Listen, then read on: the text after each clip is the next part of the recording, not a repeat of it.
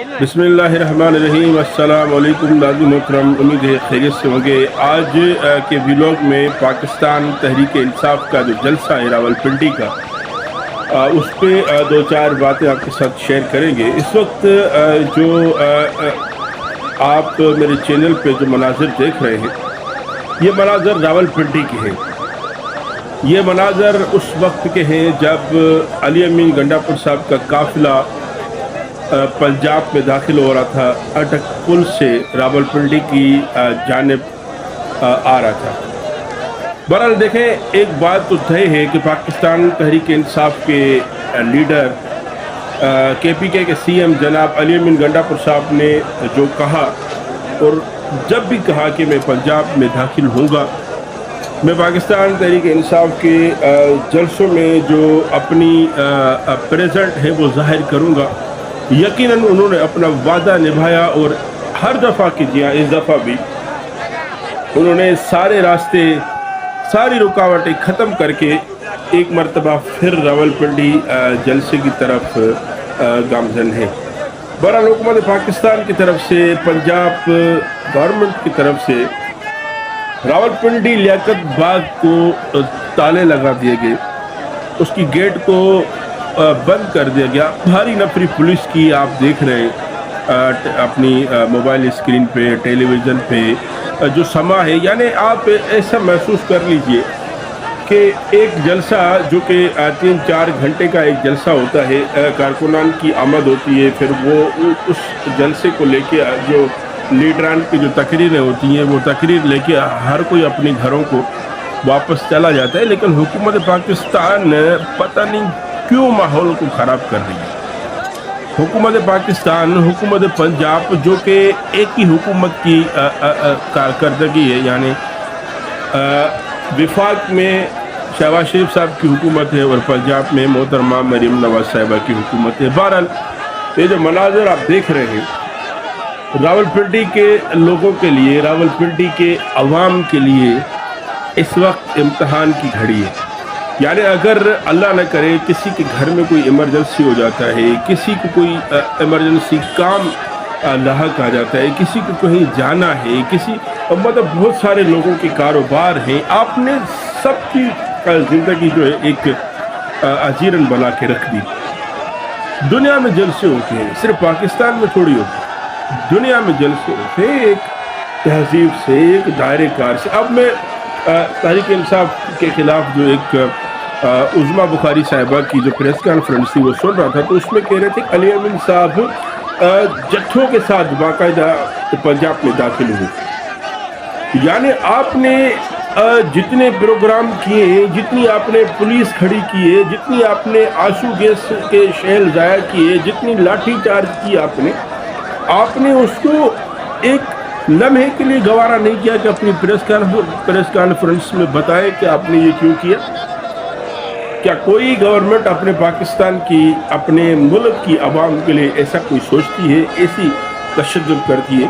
میں تو ایک بات، جملہ جو ہے میں نے سنا کہ ایک پاکستان تحریک انصاف کا بزرگ کارکن تھا، بزرگ شہری تھا، وہ پولیس والے کو مخاطب ہو کے کہہ رہا تھا کہ آپ تو اسرائیل کی زیادہ ظالم ہیں، یعنی اسرائیل سے زیادہ ظالم ہیں آپ جو ہمارے اوپر ظلم کر رہے ہیں، اور صرف اس وجہ سے کہ آپ خان صاحب کے جلسے میں نہ جائیں۔ دیکھیں، پاکستان میں آئین کے حوالے سے، پاکستان میں آئین کے حساب سے ہر شہری کو حق ہے، چاہے وہ پاکستان پیپلز پارٹی کو ووٹ دے، سپورٹ کرے، چاہے نون لیگ کو سپورٹ کرے، ووٹ دے، چاہے پی ٹی آئی کو سپورٹ دے، چاہے پی ٹی آئی کو ووٹ دے۔ اب آپ کو کیوں باتیں بری لگتی ہے کہ پاکستان کے لوگ اگر پی ٹی آئی کو پسند کرتے ہیں، راولپنڈی کے لوگوں کے جو راستے ہیں وہ سارے کے سارے پی ٹی آئی کی طرف جا رہے ہیں، تو آپ کو کیوں تکلیف لگ رہی ہے بھائی؟ آپ کو کیوں تکلیف ہو رہی ہے؟ اب یہ عمل قابل مذمت ہے جی۔ اب یہ جو مناظر آپ دیکھ رہے ہیں اپنے موبائل اسکرین پہ، اپنے ٹیلی ویژن پہ، یہ مناظر آپ دیکھنے کے بعد آپ کیا مطلب آپ کی ذہن میں آتا ہے کہ پاکستان میں پاکستان تحریک انصاف ایک سب سے بڑی سیاسی قوت ہے، اس کو جلسہ کرنے کے لیے کتنی مشکلات کا سامنا کرنا پڑ رہا ہے۔ اگر آپ حکومت پاکستان کے خلاف کوئی کمنٹس پاس کریں، آپ حکومت پاکستان کی آپ کو کوئی بات اگر بری لگے تو وہ اگر آپ اس کو کہنا چاہیں تو آپ ذرا اپنے ایک لمحے کے لیے آپ سوچیں کہ آپ کے ساتھ کیا ہوگا۔ یعنی اتنی بڑی پارٹی کے ساتھ جب حکومت پاکستان اس طرح کا سلوک کر رہی ہے، اتنی بڑی پارٹی کے ساتھ حکومت پنجاب جب اس طرح کا رویہ اپنا رہی ہے اور پولیس والے باقاعدگی کے ساتھ جو ہے اس پہ عمل درآمد کرانے کی کوشش کر رہے ہیں۔ اور ایک بات میں یہاں واضح کرنا چاہوں گا کہ ہمارے جو پولیس والے بھائی ہیں ان کا کسی بھی طرح کا قصور نہیں ہوتا۔ یعنی آپ دیکھیں، جس کی حکومت ہوتی ہے پولیس اس کے ماتحت ہوتی ہے۔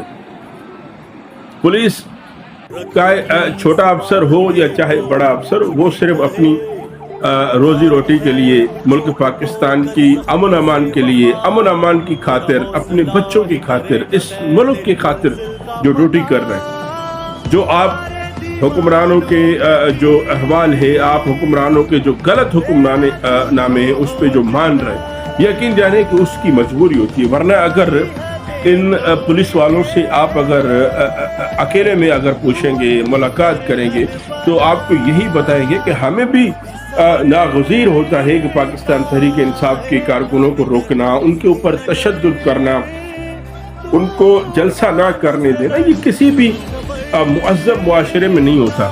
پاکستان میں جلسے کی جو صورتحال ہے وہ تو آپ نے دیکھ لی کہ جلسے کس طرح ہوتے ہیں۔ اگر حکومت آپ کے ساتھ صحیح نہیں ہے، حکومت آپ کے ساتھ سیٹ نہیں ہے، تو اسی طرح کے جلسے ہوتے ہیں اور اسی طرح کی لڑائیاں ہوتی ہیں جو آپ راولپنڈی میں دیکھ رہے ہیں۔ راولپنڈی میں دیکھیں، محترمہ بے نظیر بھٹو صاحبہ کے جلسے ہوتے تھے، شہید ذوالفقار علی بھٹو صاحب کے جلسے ہوتے تھے، اور بدقسمتی کے ساتھ ان کو اتنی محنت نہیں کرنی پڑتی تھی جتنے تحریک انصاف کے ساتھ۔ سمجھ نہیں آ رہا کیا دشمنی ہے، سمجھ نہیں آ رہا کہ کیوں حکومت اتنی ڈری ہوئی ہے تحریک انصاف کے ساتھ۔ جب آپ حکومت میں بیٹھے، آپ ایک ملک کے وزیر اعظم ہیں، آپ کی جو بھتیجی ہے وہ صوبے کی وزیر اعلیٰ ہے، پاکستان کے سب سے بڑے صوبے کی وزیر اعلیٰ ہے۔ سمجھ نہیں آ رہا کہ کیا ڈر ہے، کیا پریشانیاں ہیں کہ آپ لوگوں کو اتنی اذیت دے رہے ہیں۔ اب جو یہ بیکری والا واقعہ پیش آیا اسلام آباد میں، چیف جسٹس آف پاکستان قاضی فائز عیسیٰ سے جو ایک ورکر نے، جو ایک لڑکے نے، جو ایک پاکستان کے شہری نے جو اپنے ایک غصے کا اظہار کیا ہے۔ آپ دیکھیں کہ ملک میں پاکستان کے جو شہری ہیں وہ یعنی ہر کوئی اپنے اپنے حصے کا کام کرنا چاہتا ہے، لیکن حکومت پاکستان آڑے آ جاتی ہے۔ یعنی اگر آپ تھوڑی سی نرمی دکھائیں نا، یقین کریں یہ پاکستان کی عوام آپ کو بھاگنے کا راستہ نہیں دے گی۔ آپ نے جو مشکلاتیں اس ملک کی عوام کے اوپر کھڑی کر دی، آپ نے جو مشکلاتیں اس قوم کے ساتھ چپکا دی ہے، یقین کرو اگر آپ نے تھوڑی سی نرمی کی ہوتی تو ملک پاکستان کی عوام آپ کو چھپنے کا موقع نہیں دیتی۔ اب جو میں بہت کمنٹس دیکھ رہا تھا کہ اس بیکری کو سیل کر دیا گیا، اس بیکری کے مالک کے اوپر ان کی جو جگہ ہیں ان کو سیل کر رہے تھے، وہ بیکری کا جو مالک ہے وہ خودکشی کر رہا تھا، لوگوں نے اس کو بچا لیا۔ بہرحال یہ جو باتیں ہیں یہ کسی بھی مہذب معاشرے میں نہیں ہوتی، لیکن بدقسمتی کے ساتھ ہمارے ملک میں ہو رہی ہے۔ اور آئندہ کے حوالے سے جو بھی باتیں ہوگی ہم اللہ سے دعا ہی کر سکتے ہیں کہ ہمارے ملک کے حالات بہتر ہو۔